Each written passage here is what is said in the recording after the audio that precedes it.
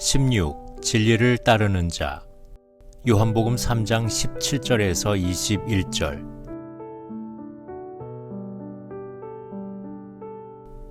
하나님이 그 아들을 세상에 보내신 것은 세상을 심판하려 하심이 아니요 그로 말미암아 세상이 구원을 받게 하려 하심이라. 그를 믿는 자는 심판을 받지 아니하는 것이요 믿지 아니하는 자는 하나님의 독생자의 이름을 믿지 아니하므로 벌써 심판을 받은 것이니라. 그 정죄는 이것이니 곧 빛이 세상에 왔으되 사람들이 자기 행위가 악함으로 빛보다 어둠을 더 사랑한 것이니라. 악을 행하는 자마다 빛을 미워하여 빛으로 오지 아니하나니 이는 그 행위가 드러날까 하며 진리를 따르는 자는 빛으로 오나니 이는 그 행위가 하나님 안에서 행한 것임을 나타내려 함이라 하시니라.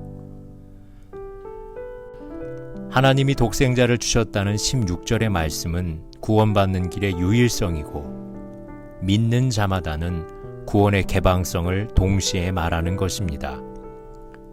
이와 같이 예수님 성육신 목적은 누구든지 믿는 자마다 구원을 얻게 하려는 것입니다.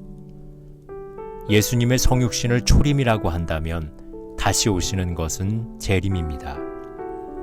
초림은 구원을 주시기 위한 것이지만 재림은 심판에 주로 오십니다. 예수님은 구원하시기 위해 오셨는데 영접하지 않는 사람은 이미 심판을 받았습니다. 현재의 삶 자체가 심판 아래 놓여 있습니다. 본문은 구원과 심판의 현재성을 말하고 있습니다. 구원을 이미 받은 것이지 나중에 죽어서 받는 것이 아닙니다. 구원은 현재 시작되어 미래에 완성됩니다. 그러므로 그리스도인이라면 지금부터 구원받는 삶을 살아야 합니다. 오늘을 위한 구원입니다. 하나님을 믿는 생활은 지금 하루하루가 즐겁고 감사한 생활입니다. 천국 생활을 미리 가불하여 누리는 것입니다. 믿음도 오늘을 위한 것입니다. 죽은 다음을 위해 들여놓는 보험이 아닙니다. 심판도 마찬가지입니다. 하나님을 믿지 않은 생활 자체가 심판 아래 놓여 있는 것입니다. 하루하루가 불안하고 소망이 없는 생활입니다.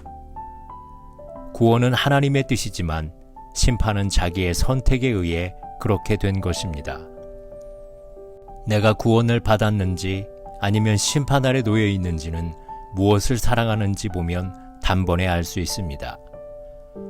빛의 자녀들은 빛의 일을 사랑하고 어둠의 자식들은 어둠의 일을 사랑합니다. 구원받은 사람은 빛 가운데 살고 심판받을 사람은 어둠 가운데 삽니다. 세상에는 어두운 뒷골목이 많이 있습니다. 그곳에서 어둠의 일들이 많이 일어납니다. 요사이 익명성이 보장되어 있는 사이버 공간에는 어두운 부분이 더욱 많습니다. 어둠의 자식들은 자기 행위가 악함으로 드러날까봐 어둠 속으로 숨습니다. 빛을 피하려 합니다. 하나님을 믿고 구원을 받는 삶은 진리를 따라 사는 것입니다. 여기 진리는 객관적인 지식을 의미하지 않습니다. 진리는 인격적인 개념을 지닌 것으로 살아있는 것입니다. 이 진리가 예수님 자신이십니다. 그 진리를 따르는 자는 예수님을 따라 사는 자입니다. 어둠의 자식은 자기의 악한 행위가 드러나지만 진리를 따르는 자는 하나님이 자신을 위하여 행하신 일이 드러납니다. 그러므로 하나님의 자녀들은 빛으로 나옵니다. 하나님이 행하신 일을 나타내기 위해서입니다. 빛의 자녀들은 하나님께서 내 안에 행하시는 것을 드러내는 삶, 즉 하나님의 영광을 나타내는 삶을 삽니다. 기도하시겠습니다. 우리를 빛의 자녀로 삼아주심을 감사드립니다.